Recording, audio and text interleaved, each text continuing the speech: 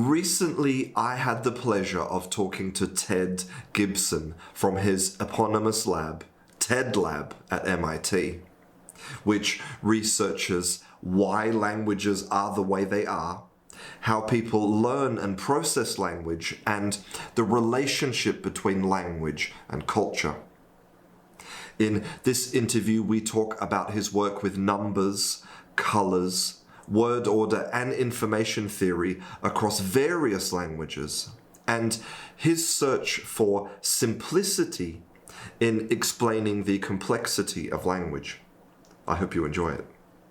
So, Mr. Ted Gibson, thank you very much for taking the time to talk to me today. No, it's very nice. It's my pleasure entirely. I noticed on your website, on the website of your lab, it says that much of what we currently know about cognition is based on data from weird people. So that's Western, educated, industrialized, rich, and democratic. And I'm kind of wondering how you feel, that has affected the kind of study of linguistics in the past 50 years or 100 years. Well, that's a very interesting question. This is that word "weird" is coined by Henrich at now he's at Harvard. He's Canadian. He's from I'm Canadian, so I biased knowing about Canadian. So he's from University of British Columbia. He was for many years, and Harvard hired him a few years ago. And so that's his label for the bias that's in the study of basically human anthropology of humans, how humans, whatever. I mean, I'm interested in the sort of high level cognition in language, but in he's interested in all aspects of human culture, and that's the bias there that's in every field. Is it's towards people like me and you who live in industrialized countries, and we have democratic governments, and we're rich relative to many people in on the planet. And that's certainly, I mean, I don't know how controversial that is to say that language research is very biased in that way. And so the way that language research has developed is it's always been I mean, certainly in the last 100 years it's been on Indo-European languages, very biased towards Indo-European languages, and especially of course English. In the last 50 or 75 years it's been very Anglo-centric. And so I mean, many, so the Chomskyan program, for example, is very Anglo-centric. It was very Anglo-centric how it started, and so you have to wonder what percentage of the generalizations that people are talking about are driven by a few languages as opposed to many languages around the world. And so we mostly just don't know the answer to that because there's very few studies of many languages from around the world. And so that's been a research topic for me in part, and many people, I guess now in the last 10 or 15 years research groups have been trying to push towards studying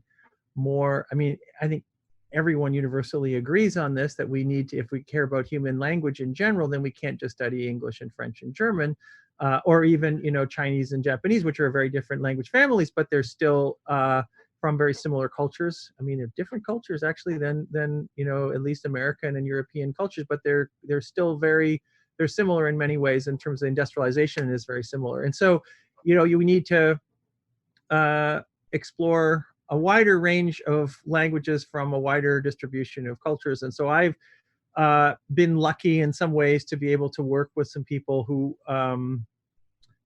work on more remote languages in South America. So I worked a little bit with Dan Everett, who worked with the Pirahã for many years. He was a missionary and anthropologist working on that language for 30 years. And so I was able to, at the very end of his sort of career, working with them, to go and visit there. And then after that, some little work that we did there led into studying a different group close by geographically, but of course it's an entirely different language called the Chimani, which is in Bolivia as opposed to Brazil, and also in the Amazonian basin. And so those languages, well, first of all, they're both isolates. So we don't know of any related languages to those. There's just they must be related somewhere far back, but within the last 200 years, there's nothing that's close.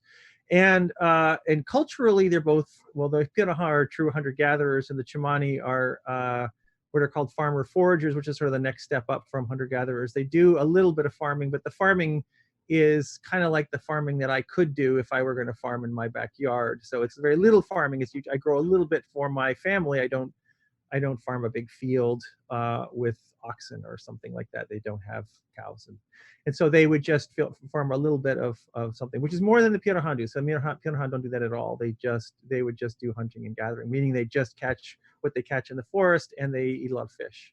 And so it's interesting to try and figure out how those kinds of cultures, which are very different from industrialized cultures, might affect the higher level cognition, which is language, and other aspects of cognition. I've also been exploring how number cognition works in both of those groups, and so how we count, for example. And it turns out the Pionohan don't count. They don't have any words for any counting at all, not even a word for one, and that's pretty fascinating. The Chimani do. The Chimani have count words, but their culture isn't so different from the Pionohan. So unsurprisingly, in some sense, the words are acquired much later than in industrialized cultures.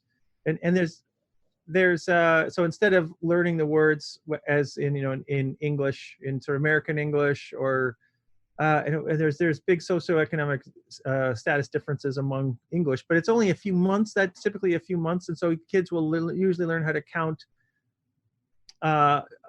Counting is like, there's multiple senses of what we mean by counting, right? So first of all, knowing the list is one thing. So you can ask a parent of a 2-year-old, does your child know how to count? And they'll often say yes. But what that usually means is they know the words 1, 2, 3, 4, 5, 6, 7, and so on, but they don't necessarily know what they mean. And so there's a nice task which was developed by Karen Wynn at Yale University, about 1992, was called the give n task, where you have to give the appropriate number of objects to the experimenter, okay, to the parent or something. So if I say give me 2 or give me 3, you have a whole bunch of coins which are identical, and I ask you to give me 3. And a child who understands what 3 means will give you the right number. There's kids who know what the whole count list are. The full count list is from 1 to 10, who don't know how to do any of those things. So they're called zero knowers. They know the list, but they don't know what even 1 means. Then kids go through and reliably go through a stage where they know what 1 means. So they give 1 and nothing else. They might give a handful for any other number. And then they go through a stage where they understand what 2 is, 1 and 2. And then they'll know what 1, 2, and 3 are, each one of those, but nothing else. And those are called 1, 2, and 3 knowers. And sometimes you get 4 knowers, kids who understand what 1, 2, 3, and 4 are, but nothing more. But you never find a 5 knower. So there's no kid who knows what 1, 2, 3, 4, and 5 are and doesn't also know what 6, 7, 8, 9, and 10 are. There aren't any kids like this. And so there's some interesting learning stage, which is what Karen Wynn discovered, that there's 1, 2, and 3 knowers, sometimes 4 knowers, but then they understand counting. They call it the cardinal principle, is what they're called. CP knowers is somehow that's called. I tend not to like that term, but because it implies some sort of deep knowledge of counting, which they may not actually have. They have some understanding of this task, and then they understand how to do the task on any number up to 10, say. Anyway, the Chimani, interesting feature about the Chimani is kids in the United States or in Russia or in Japan will learn this list at around 2, like not just the list, the meanings of the list at around 3. Sort of it's between 3 and 4 is typically normal. Early 3s usually. And in Chimani, it's around 8. So it's 5 years later, 4.5, 5 years later. And so they go through exactly the same stages. You can find 1, 2, 3 knowers, sometimes 4 knowers, but no 5 knowers. And yet but they're just going through far later. And what that means is that it suggests very strongly that the meanings of the words aren't innate. It's probably just about the usage or in their exposure, how often these numbers are used with meaning, and our cultures are so different, right? So our culture is so different from the Chimani's culture that yes, they do have numbers, but they just don't use them, don't count things very often. In U.S. English, parents constantly talk about numbers to their kids and the meanings associated with those. And we actually see big socioeconomic status differences within the United States. There, it's only a few months, though. We're talking about usually, 3.5 moves out to 4 with low SES, meaning less what happens with low SES is typically they just don't speak as much to their children about anything, but including numbers. That there's just less data for them to learn from. A sort of question that comes to my mind about the counting thing, because it is really interesting, is how does it have any effect on their subitizing limit?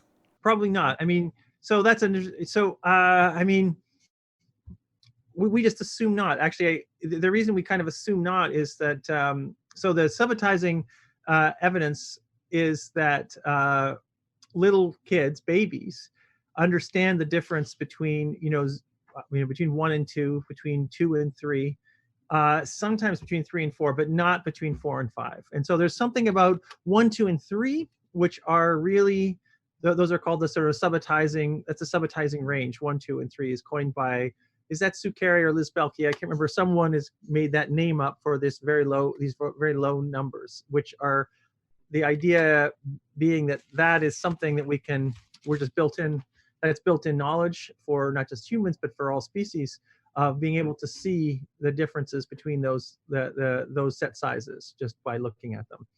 And so the language can't have any effect on that because it's the same behavior in species, non-human species with no language. And so you'll see the same behavior on monkeys, for example.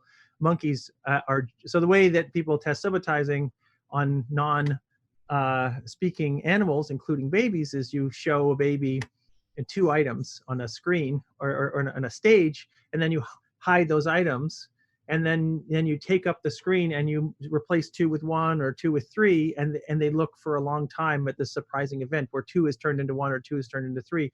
But they're unsurprised if you have 4 and replace them with 5, because you can't see the difference between 4 and 5 very easily. But you can see the difference automatically, easily, without, there's no effort involved, and you don't count or anything. You just see the difference between in the subitizing range. But that's true for babies who are 8 months old, who have no language yet, and for monkeys, and for birds, and for many other species who don't have any language at all. So that can't be about language. And so no, this couldn't have anything to do with subitizing. This must be about acquiring the words for the list, which is kind of different. I know that apart from numbers, you've also done some work on colors in these, in these kind of remote communities. So how does their cognition deal with colors in a different way?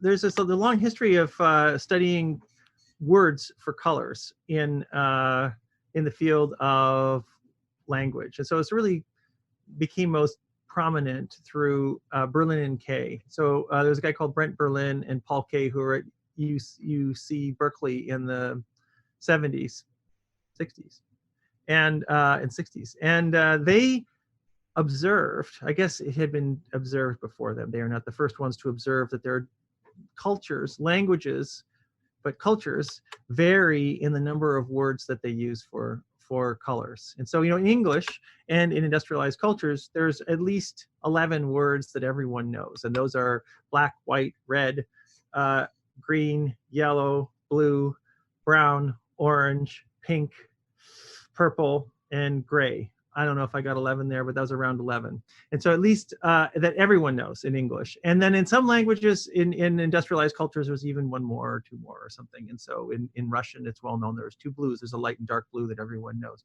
And that's true in actually South American Spanish, and at least in Bolivian Spanish, where I worked a lot in Bolivia, there's 2 different blues. And so that's like, and so the Berlinian K called, they call there's a light and dark blue. It's so celeste and azul. If you speak Spanish, right? So you're in Spain.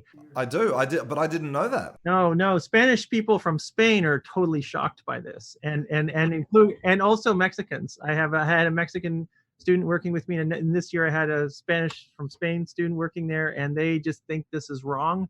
That no, you should say, for these very light blues, they think those are azul, right? But no, that's celeste, which is, of course, means sky, right? It means sky or sky-like or sky. But that is the word that is just the origin of all color terms, comes at some point from a thing which has that color. So the word orange, famously, is from the fruit. That's where the color term comes from. Many people don't know that, but the color term comes from the fruit that came first. And so celeste, presumably the origin of that is from the sky, but it has a lot of light blues and light greens associated with. This is the South American. Well, I don't know. I shouldn't say so. It's Bolivian Spanish. I don't know if it's true in Peru or in Argentina or anything, but it's definitely Bolivia. Everyone has this term. And anyway, but fascinatingly, in non-industrialized cultures, there's many fewer, and so to as few as two. And so there are communities around the world with only two, just mean just black and white, just have not really dark and light either. They're really black and white. And then if there's a third word, it's always red. And then what Berlin and Kay observed in the 70s, 60s, was that in the sample of languages that they looked at, which was 20 languages that they were able to get access to in the San Francisco Bay Area, they were at Berkeley, where they could get informants who spoke these different languages, that if a language had three terms, always black, white, and red. If there was a fourth, it was always the equivalent of the English green or yellow. If it was a fifth, it was the other of green or yellow. If it was a sixth, always blue, and so on, meaning there was a total order in the way that terms seemed to come into a language relative to any industrialized language they knew. So like English as baseline. So that seemed fascinating, and they hypothesized that there is a salience universal of how basically the visual system works, how vision works, how either the vision in the eye or vision connecting to the brain works, so that black, white, and red are the most salient, easy to see colors for humans, and then yellow and green equally, and then blue, and so on. There's some way of dividing up the color space such that those things are the most salient, easiest to see. And then later terms come in because they're less obvious for the visual system. And so they were working with that hypothesis because of this total order, and they gathered much more data. So they went to 110 languages around the world, all relatively remote languages, none of them industrialized cultures. And they had an anthropologist or a missionary at each one of those communities work with them indirectly and gather data from 25 to 30 speakers in each one of these communities. Really quite an incredible project. The data are available on the Berkeley website to this day. They're lovely data where you just get, you're given a different color chip of 330 of these different color chips, and you're asked, each participant is asked what you would label that in your language. And those raw data are available, and what they were hoping to find was this total order of how the color space, so the colors that they asked about were colors evenly spaced perceptually over the color space. You can basically think of color, there's many different ways of thinking of color. We actually don't know, it's not, people don't understand this, but we don't actually know how color vision works still, really. And we don't know how color perception quite works. So this is one color space. It's called the Munsell color space. This guy Munsell was a visual psychophysicist from the turn of the last century, around 1900. And he figured out one method of dividing up the color space such that in his space, up and down, there's a three-dimensional space. Up and down is the pole, the north-south pole, right down the center of this sort of sphere. It's not really a sphere; it's an off-center object. Anyway, that thing, you got white on the north pole and black on the south pole in this space, and then around the surface, on the surface of this unbalanced sort of sphere, it's not really a sphere, are the brightest colors. And around the equator is what you have, the color wheel is basically on the equator. But as you go up, you get bright, lighter colors of whatever's on the color wheel. As you go down, you get darker versions. And as you go to the center of the sphere, you get gray. You get the grays, the dull colors, okay? And so you have the achromatic ones right down the center of the pole of this sphere.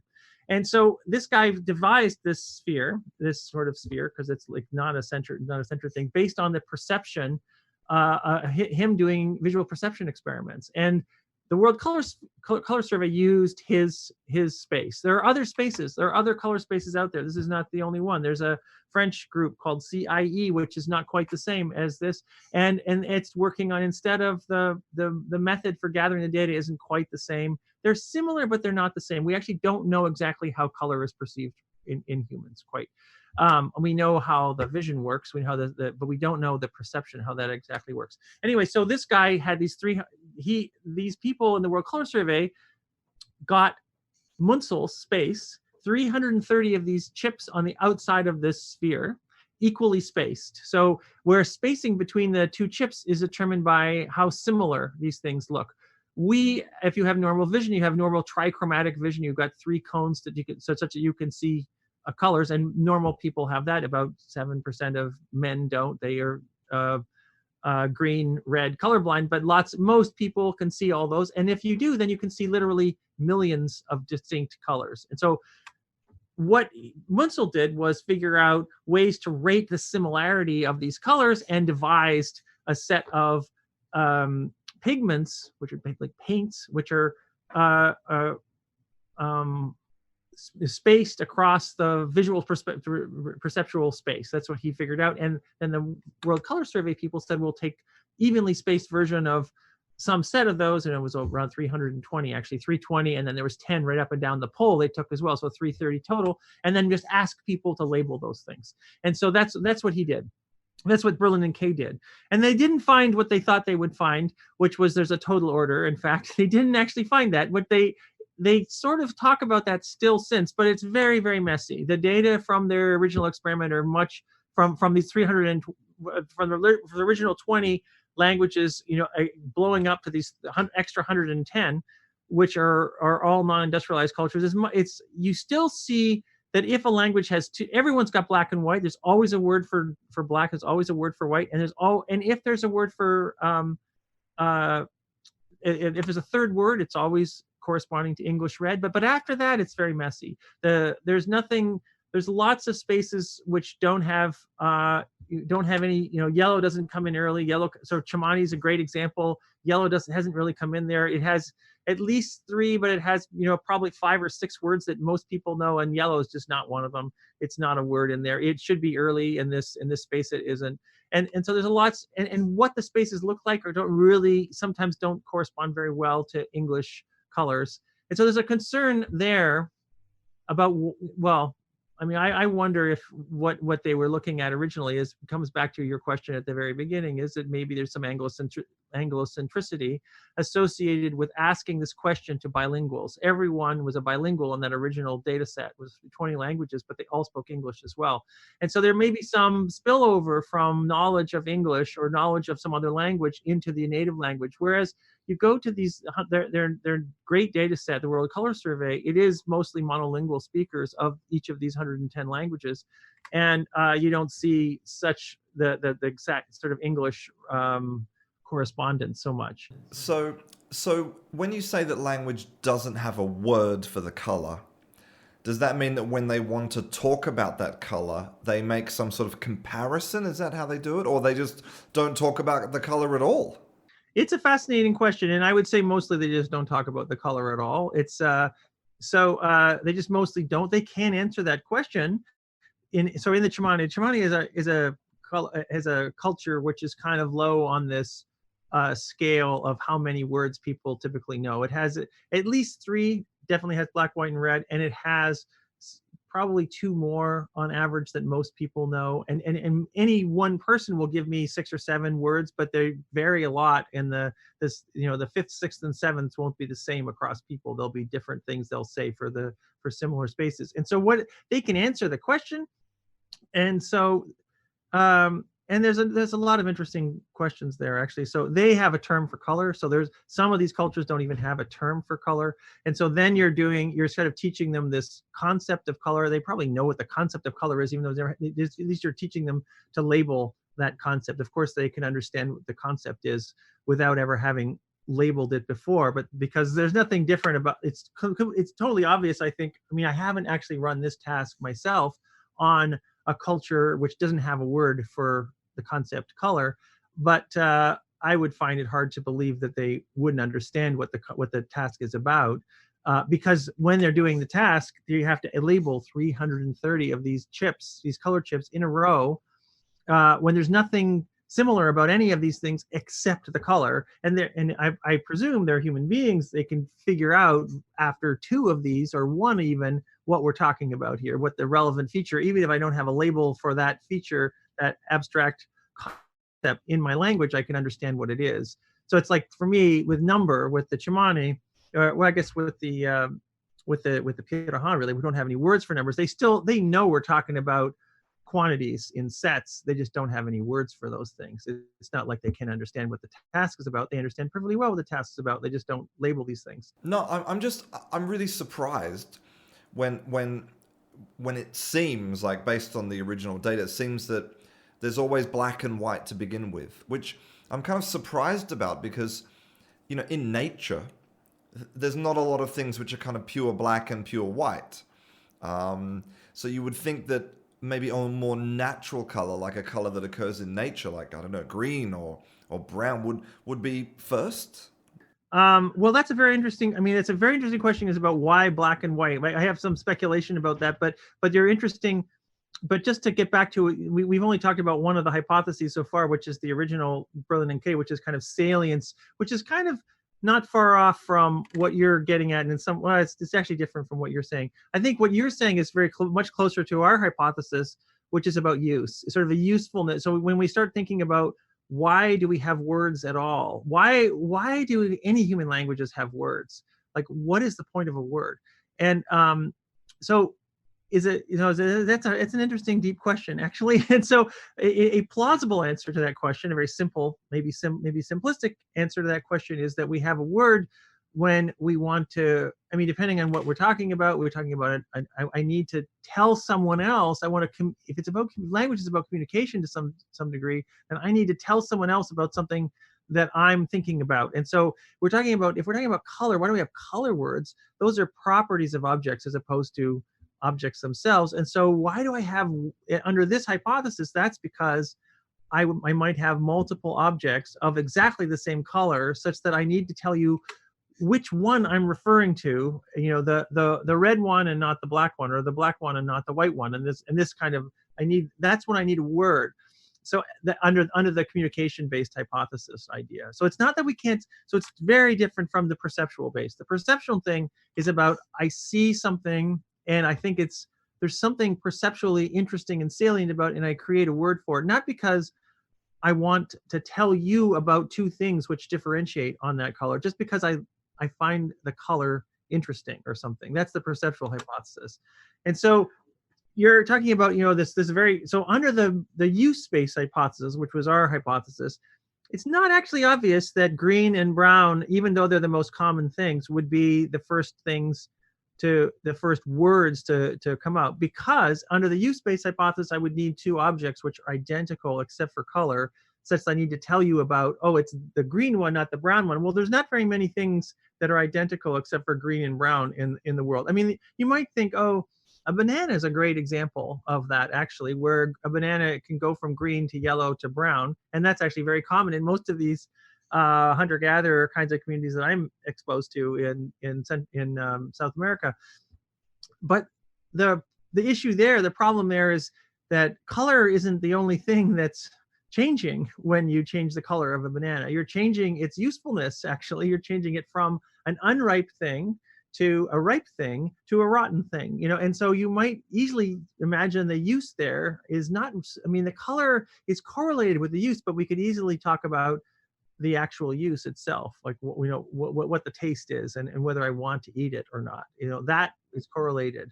It kind of just blew my mind a little bit, actually, to think about the fact that in language we sort of create words for things, right, that we need to talk about, and objects are kind of things, but as you said, colors, they're more like an extra. They're not actually really necessary, are they, to talk about a thing? That blew my mind. Well, it's fascinating.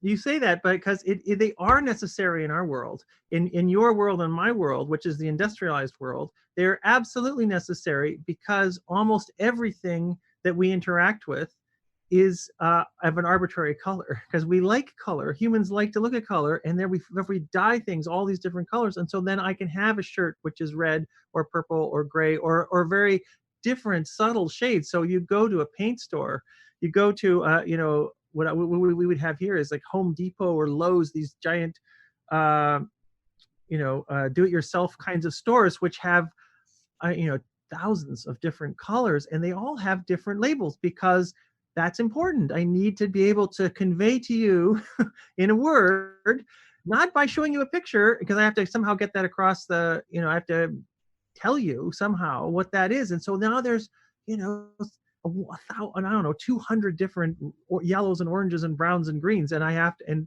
so depending on what your job is, if you are a painter or if you are a home designer, then you may know hundreds of words for colors as opposed to I know more than 11 because there's, I know a few more than just the 11 that a child knows.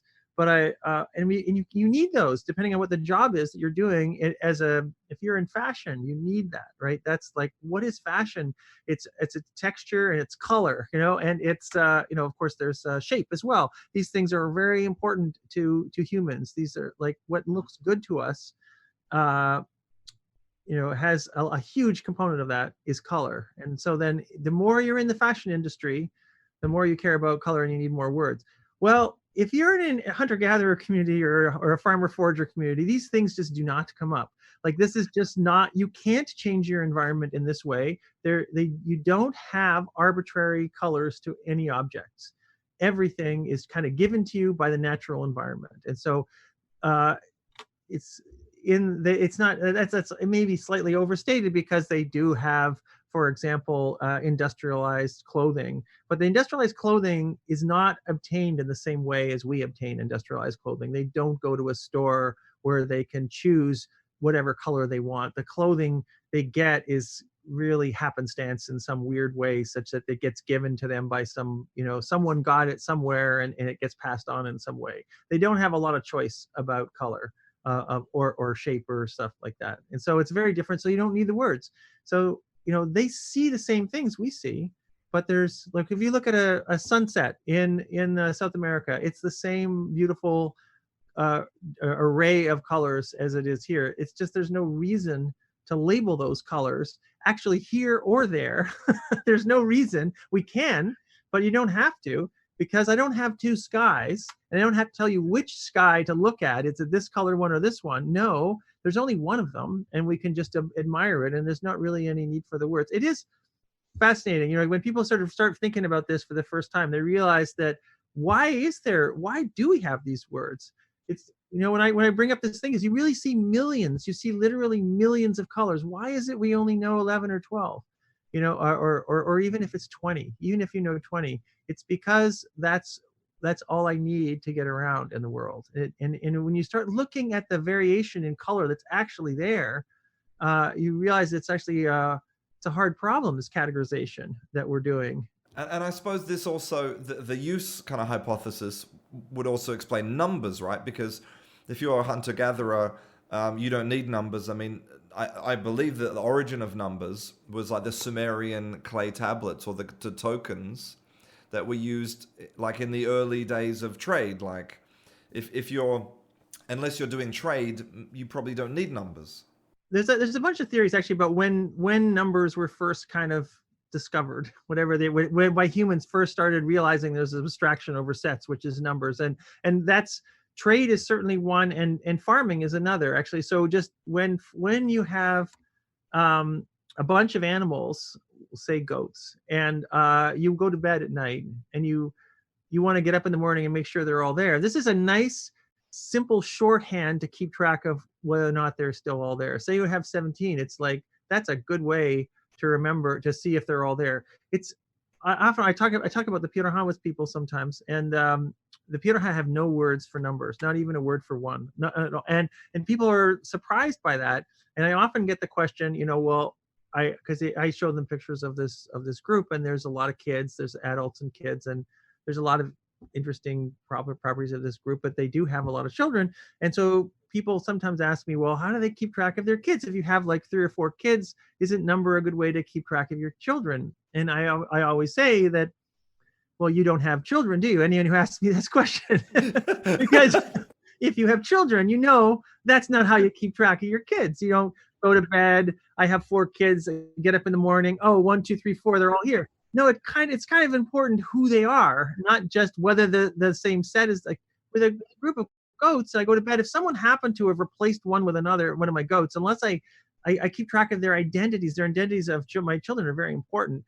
And so I need to keep track of more than just this abstraction over the set. Whereas that might not be as important if it's a farm animal in some way. Although I can't really imagine why anyone would replace one of your goats with another. But it is a nice, you realize that's not how we do this. If you have children, I don't. No, I only have one son, but I definitely don't need to count him to know he's there. Well, maybe you're sabotaging. I actually, because we've been talking kind of a lot about how kind of cognition and culture and maybe language can be different in different places. But I wanted to sort of ask you a little bit about linguistic universals, about how you feel about the idea that, we have certain things that are common to us as humans, that maybe you could say they're innate, things like, wanting and needing and liking and not liking, and how maybe they could, there could be linguistic universals. Well, the universals you described, even if they might relate to linguistic universals, they probably come from cognitive universals, like some other kind of human need, which might drive the language in some way or other. And so that's a big open question, right, in language research, which, so Chomsky and others have been famous for saying that there are features of language which are built-in universals of human language, which have no basis in any other area of cognition. So they're just about language.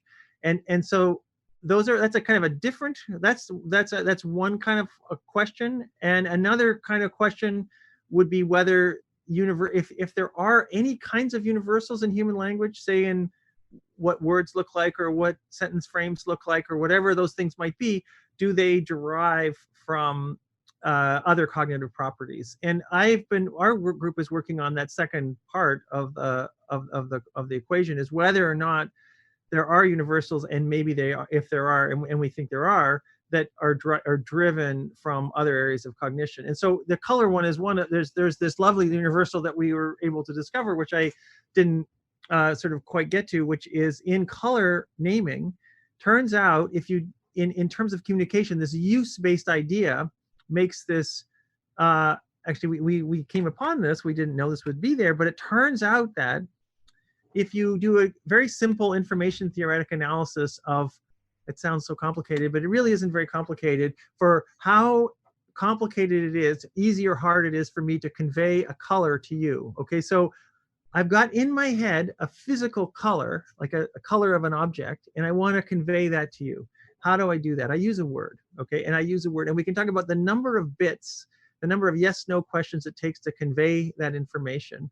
And we can, in abstract terms, we can think of that, the ease or difficulty of that conveyance in terms of two things. One, how reliably I'm going to label a particular color with a word. Say it's a really great red. Okay, so the probability of me and almost anyone labeling that thing is going to be red. We're going to use the word R-E-D in English, red, for that. But there's a color that I've got in mind, and so there's some probability distribution of words over that color, which is going to lead to the ease or difficulty of conveying that color. And then the other part of it is, given you say you hear the word, you're the comprehender now, how many other colors, if from the colors that we might be considering, would be consistent with that word? And so that's like the surprisal on the listener's side, confusion, given like how many other, maybe you meant this one over here, or this one, or this one. It's all these different shades of whatever that word is. Which thing did I mean? And so that kind of depends on how many things in the color space we're considering are consistent with that word. And it turns out that if you take Munsel's color space, this is the color space the World Color Survey used, that There are all languages in the world, it turns out fascinatingly, convey warm colors more easily than cool colors. What that means is reds, oranges, yellows, browns, anything in that kind of space is easier to convey than greens and blues. Basically, greens and blues are harder to convey. They take more guesses, yes, no question guesses to convey in every single language of the world. And so that's actually a true universal as far as we know. Like it's been, we've looked at it in 113 languages, but it's absolutely, very robustly true. And so that's fascinating. Why would that be? That's because we think, we don't know, but the very nice hypothesis here is it's got to do with objects. Objects versus backgrounds. Objects tend to be warm colored. Backgrounds tend to be cool colored. It's easiest to see in terms of backgrounds. Backgrounds are usually sky and just random outside scenes, the sky or the ocean, the water, the all, and the trees and the grass. That's all green and blue stuff. This is stuff we don't want to label. This is stuff that's in the background. The objects are the humans, the animals, the fruits, the berries, those things we want to label. And those things tend much more overwhelmingly to be warm colored than cool colored. And so then the idea is that languages just bring in more words in the warm part of the space, even though perceptually the blues and greens take up a huge percentage of the space. We just don't want to talk about that space because objects typically aren't that space, aren't in there. Isn't that cool? Wow, that is actually incredible. Again, and again, I suppose but it goes back to the same hypothesis, right? It's about usage leading the language. Absolutely. It's a whole about usage. Yeah. And so that's one of the universals that we've actually uncovered. And there are others. And so these communication-based universals there's a bunch of them. And so, well, another one is that all languages, I mean, this is about words again, that word length. There's this guy called Zipf. He's a linguist from Harvard in the 30s, and he had one of his laws was called, well, he had two laws, but one of them is, they're both Zipf's laws, and so I can't remember if it's the first matter. There's a relationship between word length and word frequency, and he just observed that longer words tended to be lower frequency, and so that's a kind of a cognitive universal, and the work that I did with an ex-student of mine, Steve Piantadosi, he was the one who did sort of generalize that idea.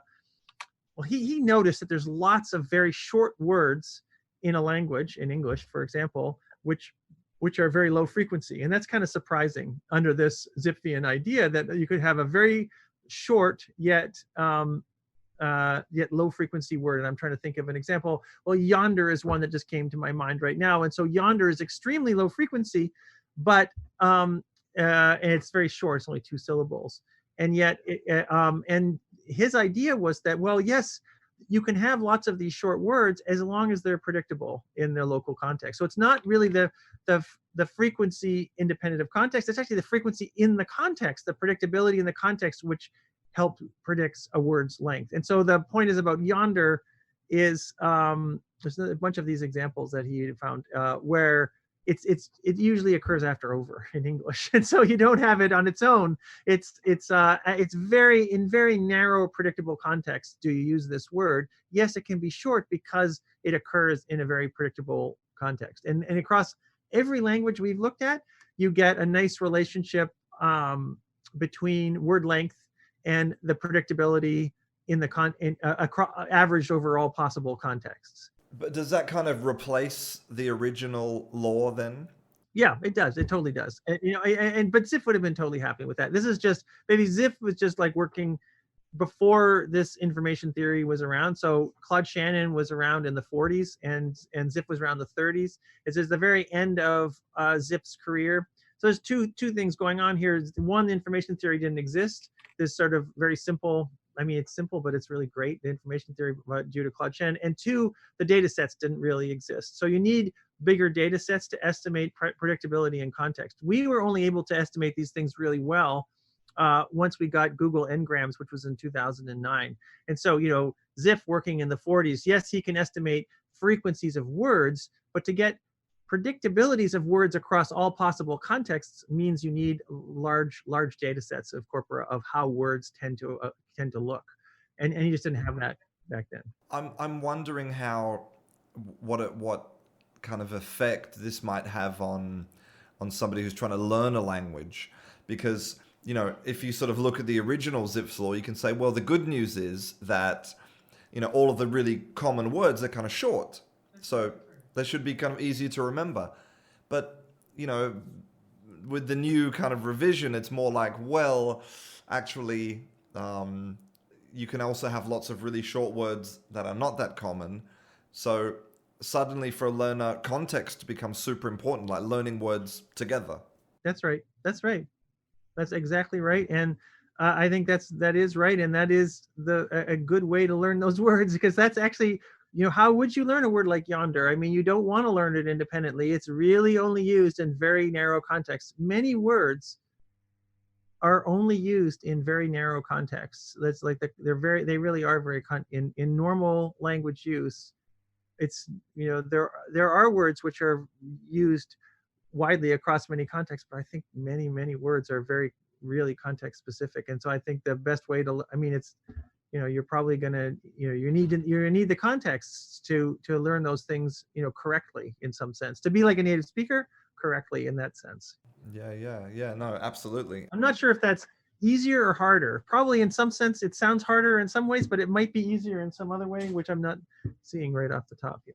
Well, I mean, I think it doesn't really matter whether it's harder or not, because it works, like there's no way to get around it. Like I know that there's lots of students who will, who sit down with flashcards and they'll knock out, 200 words in a session, but their retention is really low, because that's just like rote memorization. And when it comes time for them to put it in a sentence, there's no connections there. So Yeah.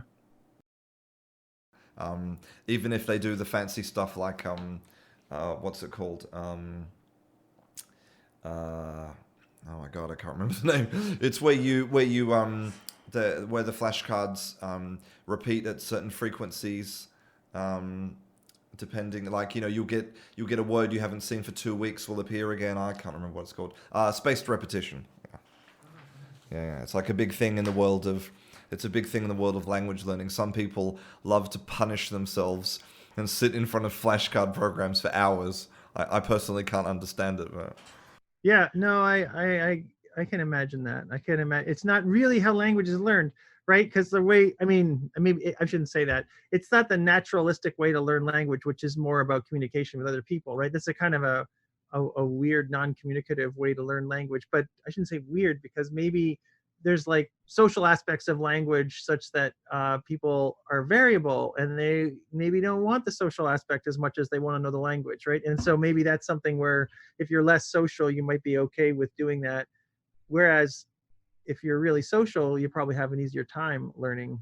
yeah, no, I mean, I talked with Adele Goldberg about this a little bit, and I sort of asked her this exact question about, but if it kind of works for them, is that okay? And she said, well, it might work, but they're going to have different types of skills. So, a person who learns in a social way is going to be great in a conversation, and someone who sits alone in their basement with flashcards is going to be. That's right. That's right. That's exactly right. Yeah, I would agree with that. Yeah. Sometimes, people. This is why I'm so grateful to anybody who like yourself, experts in the field, people who'll talk to me, because I just get these little insights that just make me a better teacher, help me to really understand why. I wanted to talk to you a little bit about this paper here. So, a noisy channel account of cross-linguistic word order variation. Oh yeah, sure. I think, well, I'm going to read. It says that we hypothesized that subject-object-verb or subject-verb-object variation can be explained by language users' sensitivity to the possibility of noise corrupting the linguistic signal. So that's pretty interesting. Yeah, I think so. We think that's a pretty interesting hypothesis. It's like, so the idea is that this is again Shannon and information theory applied now to, instead of the word level, sort of to the sentence level of what's going on in communication. And so in some other work that we had done, we ended up providing some evidence that suggested that people were very sensitive to the possibility of deletions in reading and in listening to language. Meaning that if I give you a sentence like, I'm going to say something crazy. I'm going to say, the ball kicked the girl. Okay, that really only means one thing, even though it means a really strange thing, right? It means a strange thing that means the girl is a patient. She's being kicked by a ball, which is very odd. And so you might have thought that I probably meant the girl kicked the ball, even though it's clear what I said. The ball kicked the girl. Now, consider another sentence which is equally weird in some way, which is if I say, John gave a book the girl. Okay, there, or I say, the boy gave a book the girl. There, it doesn't sound so weird at all, even though there's a sense in which that is completely strange, because what I literally said was, John gave a book the girl, and there's a double object construction in English, and therefore the girl is the object, and a book is the goal. And so therefore what I meant there was, I guess, literally was John gave the girl to some book, which is very odd. And that's a very strange thing to say. That's kind of plausibility wise as weird as balls kicking people. You don't give people to inanimate objects. That doesn't make any sense either. But for some reason, when people hear or read that second sentence, they happily process it as if I meant John gave a book to the girl. I never said to, but I didn't get the order of those things wrong. I didn't switch them. So for some reason, people are very happy to think I deleted. I just missed out a case marker. I missed out this preposition, and we showed this in a bunch of studies and across a few constructions that in English that people are very happy to process, strictly speaking, ungrammatical sentences in a very grammatical, or actually not actually grammatical, but very implausible, according to another interpretation, which just makes much more sense in the world, but only if there's like a single deletion away. And so it seems like deletions are something that we expect are okay. Well, first of all, we should be painfully aware, even though people are mostly not, that language is a noisy communication system. Okay, so how do we know that language is noisy? Well, one thing, spoken communication is very noisy. I make all kinds of speech errors. Most people make all kinds. I just did a false start right there. I started to say something. I said the same word twice. This happens all the time, and I'll do it depending on what my state of mind is. I'll do more. The more nervous I am, the more errors I will make. People do this all the time. It's like, and how bad is this? Well, there's a term which is proofreading. What is proofreading? The term in English means we know we wrote it wrong and we want to find the errors in it. Even though we tried to make it right, I need to proofread this because I'm sure there's all kinds of my own errors in my own, my own text, which I wrote down carefully. So language is just filled with errors. It's just the natural state of the world. And so we know this, though, as users of language. And so one of what we were trying to explore in one of these papers, but the one that sort of preceded this, was to see what kinds of errors are people okay with in the noisy channel. We know it's a noisy channel. That's Shannon again, this information theory. How is it noisy? Do we expect exchanges? Do we expect deletions? Do we expect insertions of random things? And no, it turns out that deletions are something that we are expecting a lot. As long as it's a low content thing, we might expect to lose that thing a lot of the time. And so given that, which is something we'd found, then we sought to think about word order across the world's languages. It turns out that there are, in very simple, people have studied the sort of simplistic version of word order across the world's languages in terms of the agent, the patient, and the verb. Okay, so sometimes people talk about the agent as the subject. Those aren't actually technically the same thing, but those things get thought of as very similar things. So in a sentence like the girl kicked the ball, the girl is the subject and the agent, and the ball is the object, and the patient and the verb is kicked in the middle there. And in English, we have a very biased word order to being subject or agent first, verb in the middle, and the objects are at the end. And that's a very common word order. Chinese has it, many African languages, lots of languages. It's about something like 40% of the languages of the world, depending on how you count. There are 7,000 languages around the world, but some very large percentage, 30 or 40%, have an SVO, subject, verb, object, word order. And then another extremely common, even more common than SVO, is SOV, verb final. And those are languages like Korean and Japanese, Turkish. There's, again, hundreds and hundreds of those, thousands of those around the world. It's a little bit more common than SVO. So SVO and SOV are the most common word orders by far. There are, in studies of word order, there's like some ambiguity. We just don't know about quite a lot of languages. We know about something of the word order from around 1,200 languages around of the 7,000, and of those, most of those are SOV or SVO.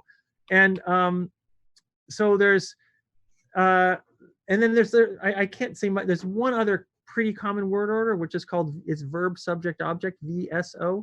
It's not very common. It's around 10%. And then the rest are kind of mixed to the extent there's anything. There also must be some languages where you can't even sort of, like agglutinative languages maybe, where it's sort of just like one huge word and there's not really the difference between, I don't know.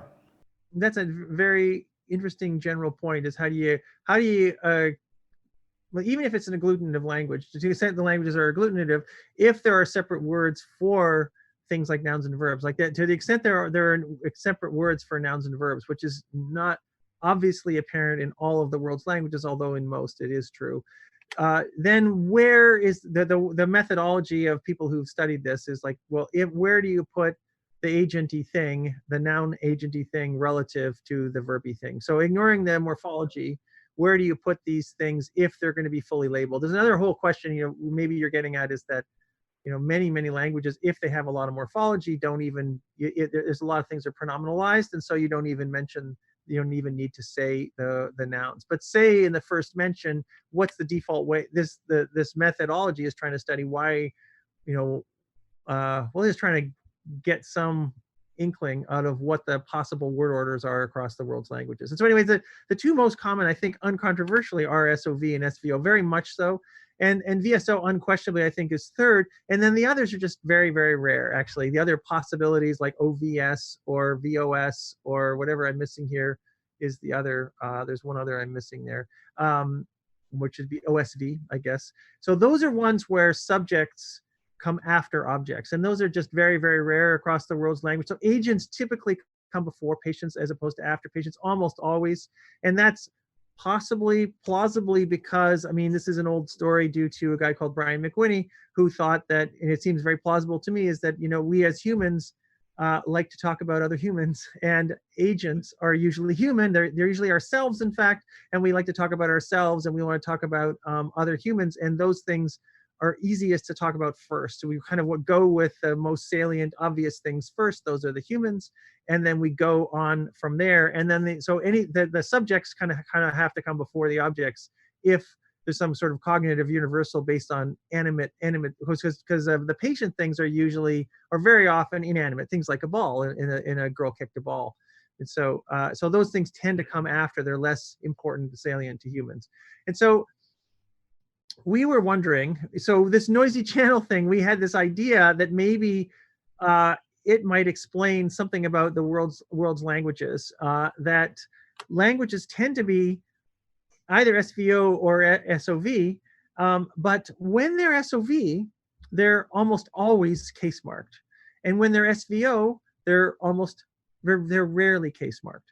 And so what is case marking? Case marking is this endings, morphological, usually a suffix, on a noun, which tells you whether it's an agent or a patient, whether it's a subject or an object. So a language like Latin, which has case marking, for example, will say the word boy differently if it's an agent, if it's a subject, or if it's an object. There'll be accusative on that's what it means to be an object, or for nominative case for the subject. And many languages, well, mostly SOV languages, have case marking, whereas SVO languages like English and and French and Mandarin Chinese don't have any case marking. And we were trying to guess about why that might be. This is an old observation actually due to Joseph Greenberg. There's a neat observation that SOV languages tend to be case marked, SVO tend not to be. We thought maybe this has got to do with noisy channel communication, that if you have a SOV word order and you want to keep that SOV word order, you got to keep in mind here, there's a possibility of noise in the channel, meaning a lot of what it means about noise is maybe meaning I'll lose something. Remember, I told you the deletions are kind of most relevant here. And so I might lose a word here and there. And so maybe I want to talk about two animates, one animate acting on another animate, which happens a lot. We mostly talk about animates acting on inanimates, but we also talk about, say, a boy kissing a girl or a girl kissing a boy. That's an animate acting on another animate. And there, the word order is pretty important in English to say, is it John kissed Mary or Mary kissed John? Those mean very different things, right? And so the boy, or in Japanese, which is a verb final language, the way you do that is you say the boy subject, nominative, the girl object, accusative, and then kissed, okay? And say we are in a verb final language like Japanese, and I just don't hear something, okay? You don't say it, and all I heard was boy kiss, okay? So I didn't hear boy girl kiss, or I didn't hear girl boy kiss. All I heard was boy kiss.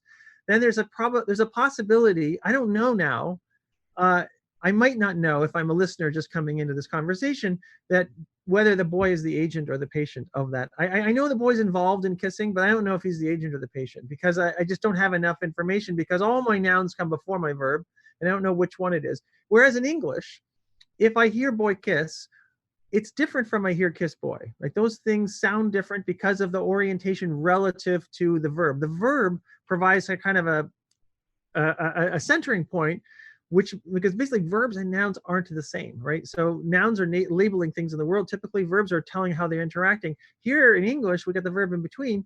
And so that gives me a cue as to how boy is interacting in this event. Whereas in Japanese, I don't have that.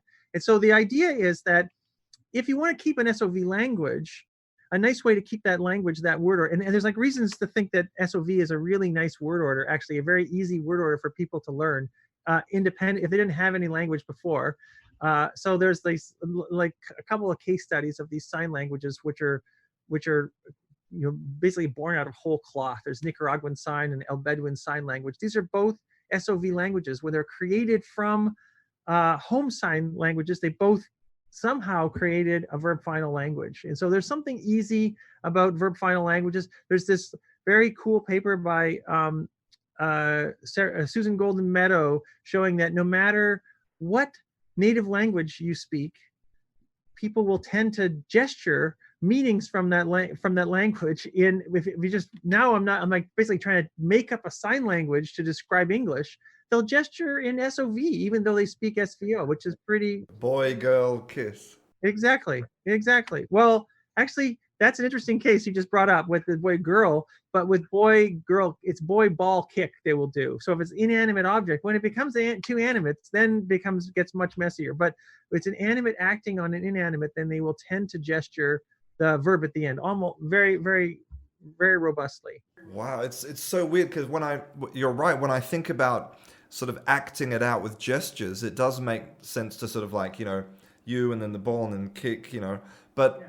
But as an English native speaker, it feels weird to me to the idea of constructing a sentence where you have your two kind of your two objects, and then, or your subject object and then the verb. It kind of feels weird to me, but that's just because I'm a native speaker. Yeah, you're a native speaker of English, but even so, you might gesture. I mean, I bet if you were naive in this experiment, you would actually probably gesture verb finally on these cases, because it's very robust. It's like 90% of the trials in hers and our replication. We did these things as well from Susan Golden Meadow's work. It's very robust, I think.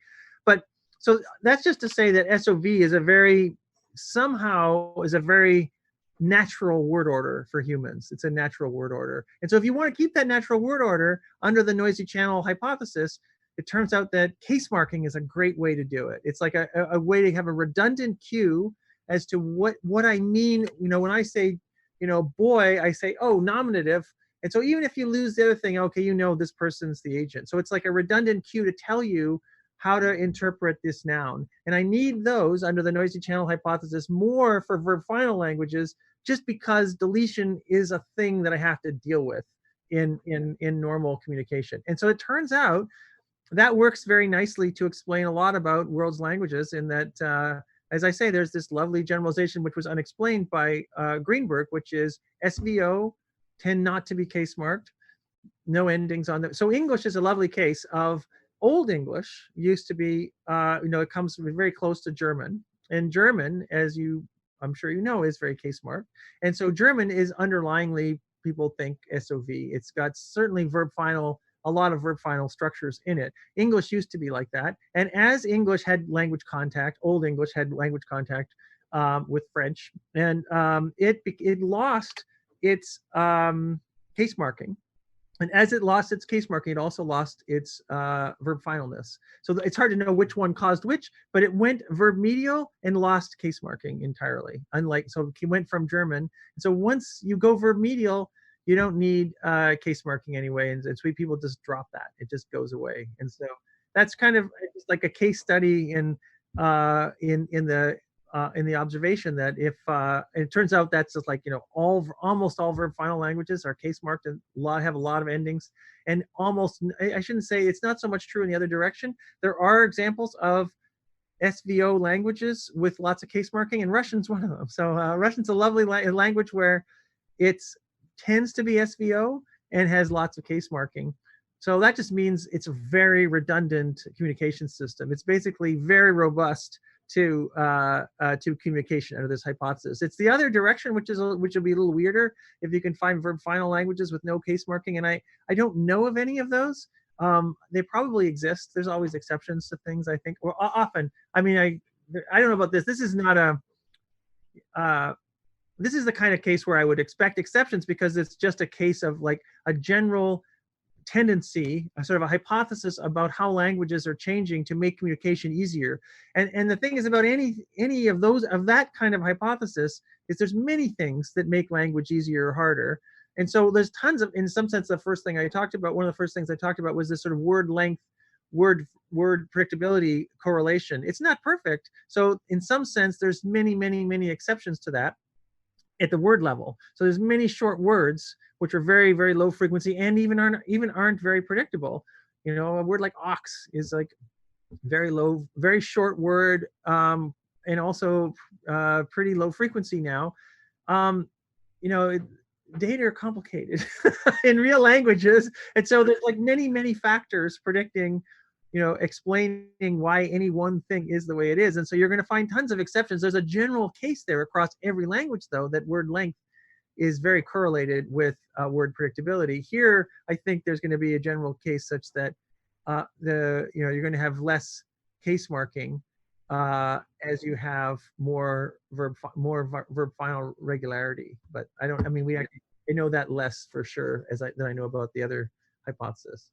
Really fascinating. I think the most fascinating part for me was the way that what, as you say, when the position of the verb and object started to switch around, from Old English to modern English. Yeah, how we lost the case markings. I've never heard that just used as a reason before, ever. Yeah. Well, it's like there is some leftover case marking, right, in English. I mean, we still have case marking on our pronouns, and that's kind of it. And maybe genitive, right? The possessive case marking is kind of like this apostrophe s, this on the end. That's another. But there is some little leftover case marking in English, but not much. It's all, and it's SVO. So that's like lots of SVO languages are like that. They just don't have any. There's no reason to mark them. I mean, that's the hypothesis. Before this, at least before this hypothesis, there wasn't any. So it's like I like this hypothesis because it's very simple. It's about communication, and there's independent evidence for deletions being something that we expect, because we just don't hear everything that someone says. We miss a lot of stuff. So these are like, so it's plausible. It's not, these aren't proofs by any stretch. These are just kind of I think a productive way to study language. So Well, actually, it's sort of, in a way, it's similar to this, which is the generalizing dependency distance. because again, it's sort of about like generalizations among various languages, right? And would it be fair to say that as a general rule, we like to keep sort of things that are meaningful together? That's yeah, that's another. So that's not that's another that's a true cross-linguistic universal that we discovered. This is Richard Futrell. He did this lovely study of, like, at the time, 37 languages, and he looked at about, I think, 20 more, which you need to study this, to study syntax of a language, how the word order works, that aspect of syntax. You need more than just big texts, you need parsed texts. And so there's something called the universal dependencies corpora, which he was able to has been able to access more recently. Originally, he was having to parse some of these things himself. But when we did this, but we observed there exactly that observation. What you said is that words that compose together in meanings tend to be close together linearly in the string. And so words that go together in meaning are placed together in the syntax. And that's true in every single language that we've looked at so far, every single one. And is that maybe as well because of the noisy channel thing? You know, if you keep it together, there's less chance of meaning getting lost. I mean, is that? I think this is really a memory thing, as opposed to it's probably connected. There's probably some way to connect it, but the simplest story, I think, is just basically when I am speaking, I am thinking about this, and it's easier for me to put the things together that I'm thinking about close together. And so it's just harder for me to keep it in mind across a long as I'm saying something else. And so I want to put it together as close as I can. So I think this is an information sort of it's a cognitive constraint driving form, syntactic form, but it's not. I don't think this is due to noise, sort of the possibility of noise. This is more about the just limited memory. There's some sense in which it is sort of, there's some sense maybe the memory, because of the because we don't have perfect memory of what we said. That's kind of the sense in which it's, there's a sort of a noisy representation of what I've said. As I can't remember everything I said, I want to say the dependencies that I've got in mind as soon as I can. Maybe that's the connection in some ways. It's very connected. It's anyway, it's a cognitive constraint again. This is another one of those not built-in things about, it's not really language specific. It's got to do with cognition. It's got to do with, this is not so much about communication.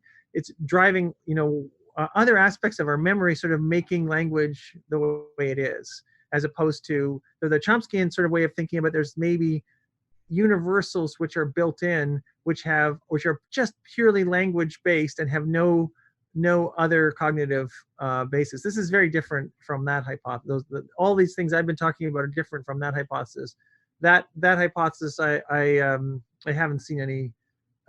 It's harder to test that kind of hypothesis. The alternative, well, people haven't quantitatively evaluated it that I'm aware yet. From an outsider's point of view, the idea of trying to separate language from humanity, from communication, from needs and desires, it seems so kind of ludicrous, in a way, as an outsider. But wow, I mean, there's certainly a lot of people on board with the idea. Well, Chomsky is very Noam Chomsky is very powerful, I guess speaker and writer, I guess, a long time ago. I mean, he certainly writes still, but he was a long time ago still very, very convincing to people. I don't really, so his arguments for the evolution of language not being about communication are not very strong. I mean, they were taken as a given for many years that his belief is, so Chomsky thinks that, he thinks that language isn't, the point of human language isn't for communication, it's for thinking. It's about how to just think to yourself, how to think to yourself. And so there, I've I mean, it's not a crazy hypothesis. It's perfectly plausible.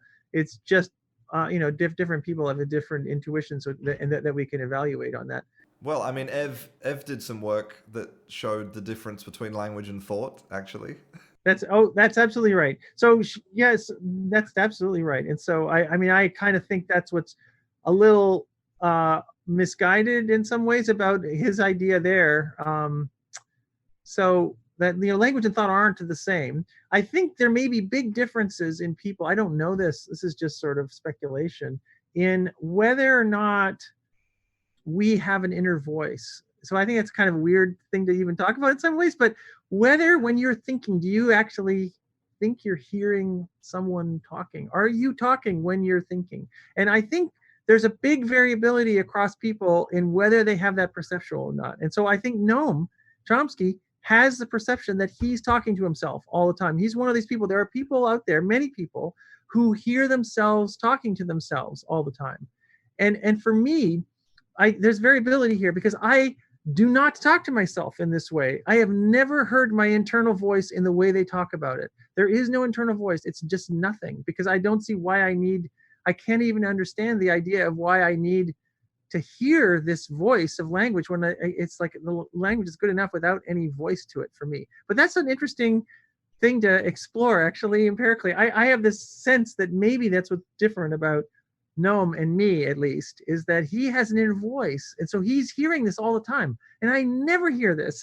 And so I think this is crazy. And he thinks, of course. Wait a second. So the whole Chomsky field of linguistics was just built on the on his inner voice. It's maybe. I don't know. I have this. That's my suspicion that he has a lot of. He's waiting. I didn't realize until recently that when people talk about an inner voice, they mean inner voice. I always thought that was a metaphor, because I have no inner voice. It's like I can talk, and I talk a lot. I am very good at talking, but when I'm not talking, there's nothing going on. There's no voice in there. Zero. I don't know how you feel. Do you have an inner voice? Do you feel like you're talking to yourself when you're talking to yourself? No, I don't. And in fact, yeah, like I've always wondered, because if my wife asks me, she says, what are you thinking about? I'm like, nothing. Like I mean, I might be daydreaming, but there's certainly no kind of dialogue associated with it. I know I've talked to a bunch of people now, and many people say they hear themselves talking. They hear them when they're thinking. And I do not do this. And so I think this is possibly, I'm just making this up now, I'm speculating. But I mean, I just didn't know when people said inner voice that they actually meant inner voice. And I have no inner voice. There's like a silence in there, and it's totally fine with me. And well, apparently there's big variability in whether people can visualize as well. So both auditory, and it's not like I can't do it. I can certainly imagine, like I can hear songs in my head if I want, and I can hear someone saying something. I can imagine these things. I just don't do it when I'm thinking. It's just not something that happens. I don't know. This is just something I found. I started talking to someone recently, and I found this astounding that he was talking about his inner voice, and I just did not know what he was talking about. Well, there was some research that I read it. Someone posted it on Twitter maybe 6 months ago about how they went to Pixar and they talked to all these animation artists who are obviously really creative and talented people. And they discovered that it was about 50-50 whether or not when they closed their eyes, they could actually visualize something. And the researchers, they couldn't believe it. They couldn't believe that there was people, if you close your eyes and say, okay, think of a circle, for 50, half of these people is blank, just black. Whereas the other half, they can see it. They can see it rotating, and it's like a similar thing, maybe. Right. I think it's very similar. It's exactly that. I can't remember what that is called when you can't do this. There's a label for not being able to do the visualization, and I was wondering, but I can do both. I can certainly do both, but I can imagine the auditory and I can imagine the vision. I just don't do the auditory automatically. It's just not going all the time. And apparently there's people who just talk to themselves all the time. And it's not like I can't think in language. I can think in language. I know that I'm not thinking in language a lot of times. I mean, a lot of the evidence for, we were talking about, Ev's talking about her research with Rosemary Varley, which shows these patients who've had these massive brain deficits to language area, and yet they can do very complicated tasks still. So they're obviously able to think perfectly well without language.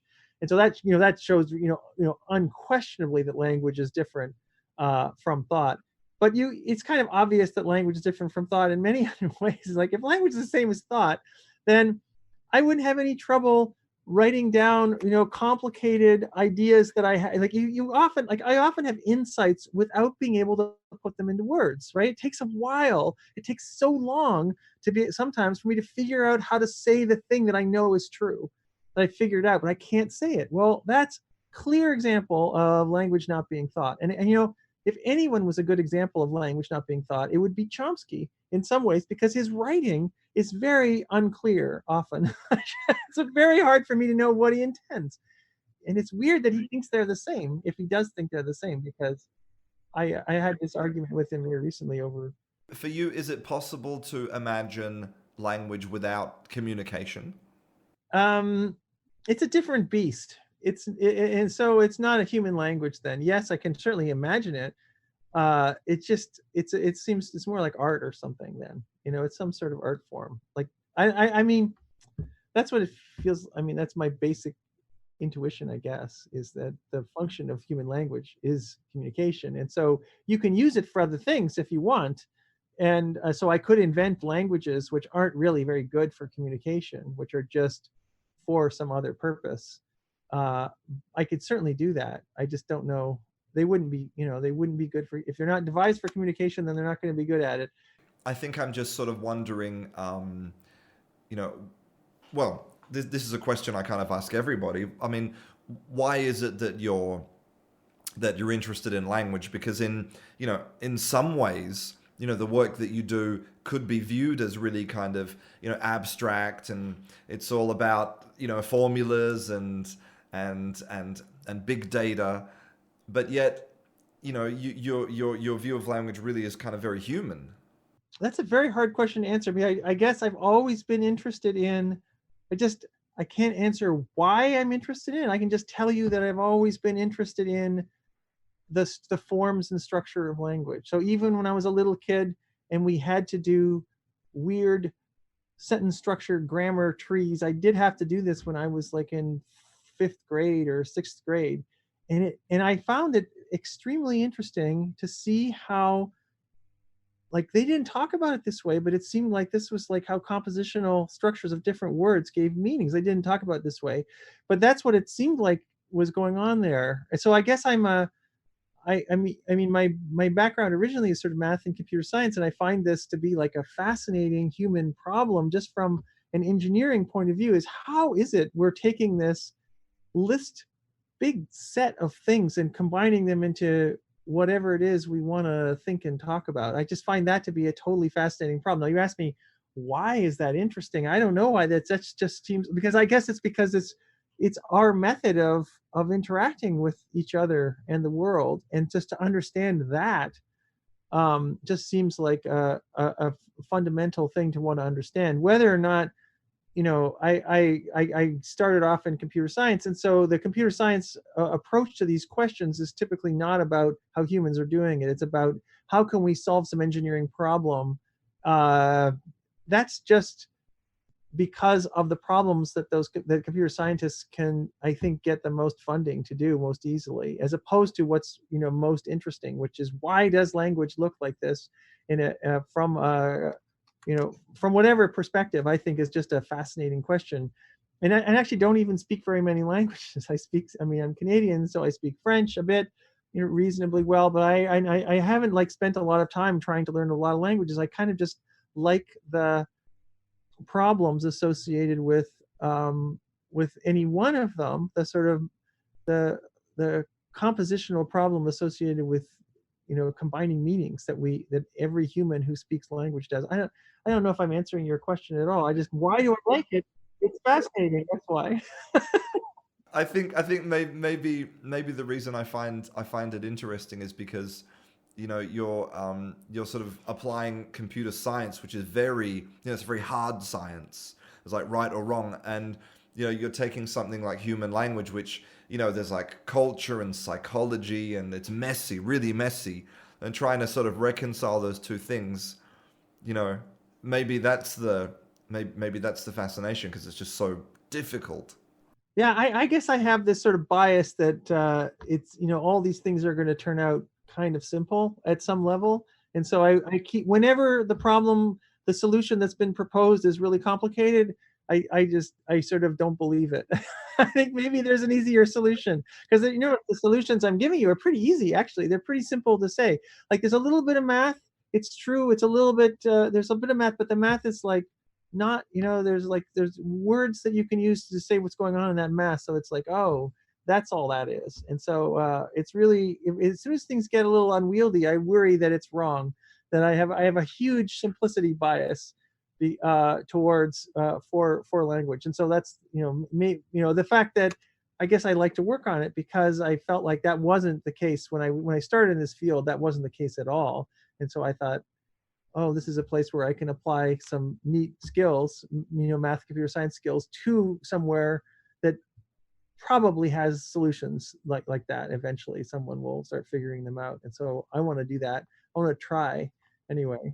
No, I love that. I love that actually, because sometimes there's a, when you're trying to teach someone a language, and you can have grammar explanations that can run to 10 pages with lots of really sort of exceptions and details, and but there's always something there, big and simple, just sitting there that it might not be right 100% of the time, but it's right 99% of the time, and that's good enough for me, as a teacher. It was a really fascinating conversation. Thanks so much for your time. I know you're a busy guy. Yeah, well, thank you very much. It's been very enjoyable talking to you. I hope you can use some of this.